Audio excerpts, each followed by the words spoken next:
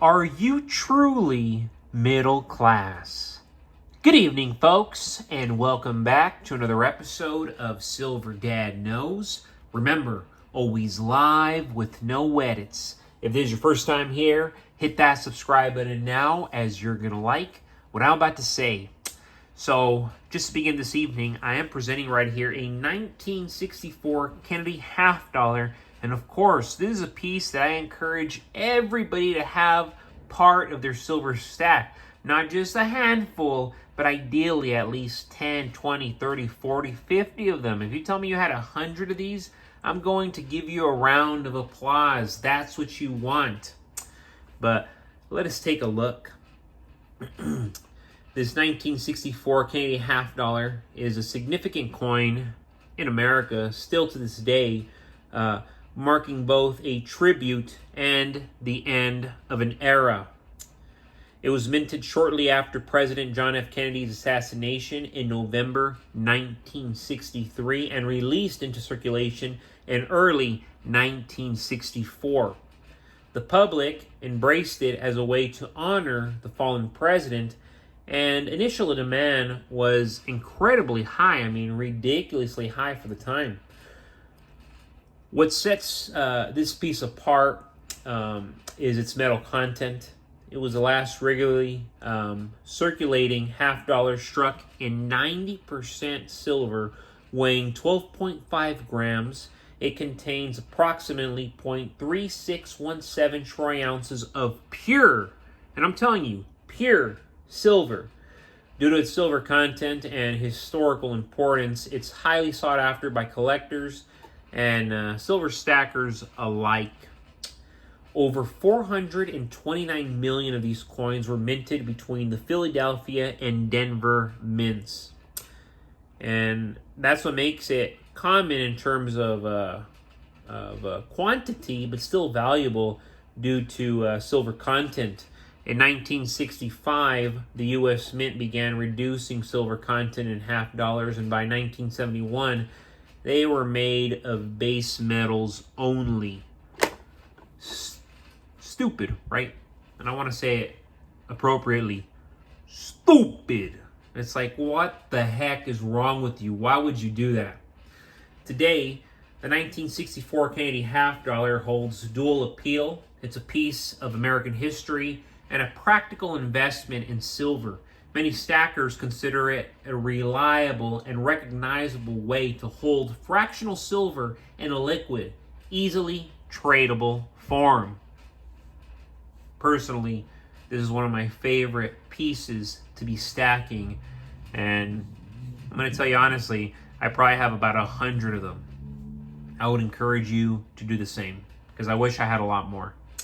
And before we go any further, I'm going to give a quick shout out. This is to my always loyal subscriber. This is Jason Lutchell, 7974. This is one of my loyal subscribers from the very, very, very beginning.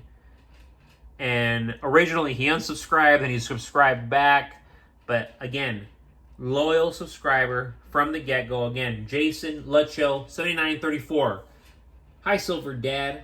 I have been watching your videos quietly from afar, time to time now for about a year. I haven't left many comments, if not any. I'm a very private person. I totally agree with you on your view with silver and your position, and I'm sure many viewers agree with you. I would also like to take the time to express the importance of our God and Savior to give us the intelligence to understand what is going on in this financial world and how to protect ourselves. Not everyone understands it, but I pray that they will see the light very soon, as we have. The thing I ask from you as an advocate of precious metals and financial freedom is to do a few videos and spread the word about copper and nickel.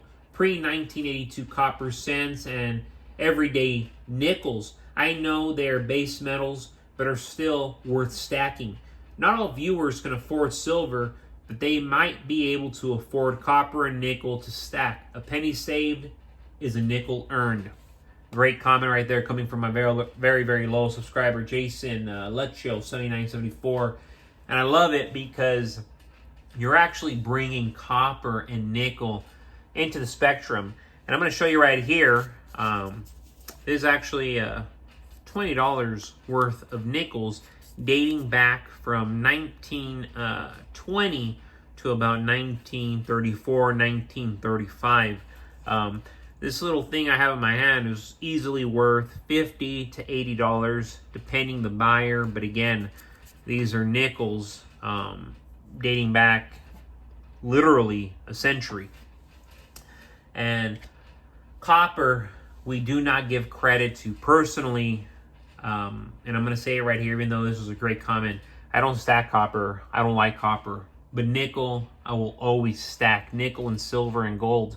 Copper, I have been pitched it so many times at this point. And at this point, I do believe that something extraordinary is going to happen. It's a sign of God. So, beautiful comment right here. And now, because of this comment, I am probably going to start acquiring copper here and there on top of my nickel that I already stack continuously every month. And as we all know, folks, in today's unpredictable economic landscape, owning 1,000 ounces of silver represents more than just an investment.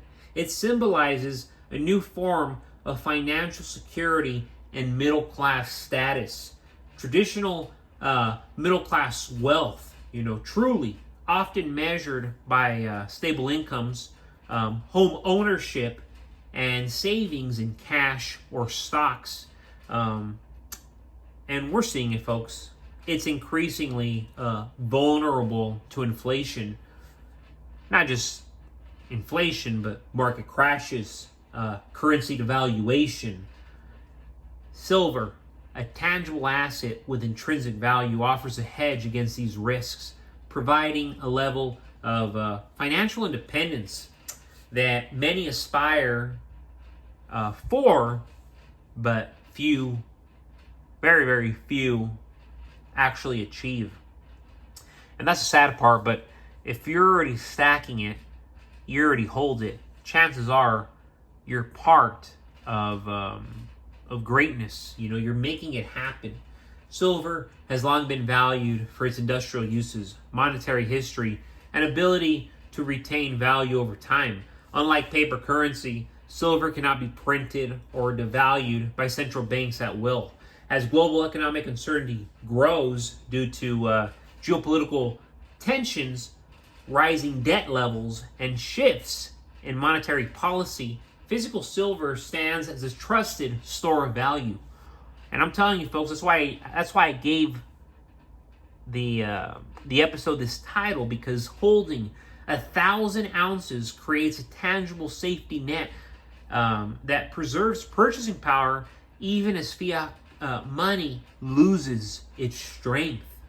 Think about it, folks. Put two and two together. I know I say that time after time, but really, put two and two together. Common sense is not as common as we all believe it to be. Far from it. 1,000 ounces of silver offers a significant liquidity and flexibility. It can be divided into smaller units and sold or traded easily. Unlike other assets such as real estate or fine art that can be liquefied or costly to liquidate quickly, this ease of transaction empowers silver owners to respond swiftly to changing economic conditions, emergencies, or opportunities. The ability to control physical silver directly without relying on financial institutions further enhances its appeal as a new form of middle-class wealth. This threshold of 1,000 ounces is not arbitrary. It's a milestone that signals serious, crucial commitment and financial foresight. For most, accumulating this amount requires disciplined saving and prioritizing tangible assets over consumption or risky investments. It represents a mindset shift from chasing unstable paper wealth to building real, lasting security. This accumulation separates those who are truly prepared for economic turbulence from those who still, are vulnerable to market whims.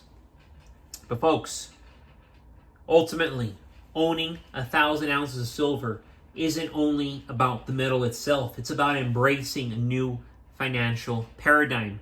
It's a statement that true wealth is measured not by fleeting paper promises, but by real physical assets that can weather the storms of the modern economy. And this modern economy, it sucks. So of course, in this light, 1,000 ounces of silver becomes a symbol of the new middle class, anchored in stability, foresight, and enduring value. But folks, as always, thank you so much for joining us for another episode, another evening of Silver Dad Knows. God bless you. God bless your household. And God bless America.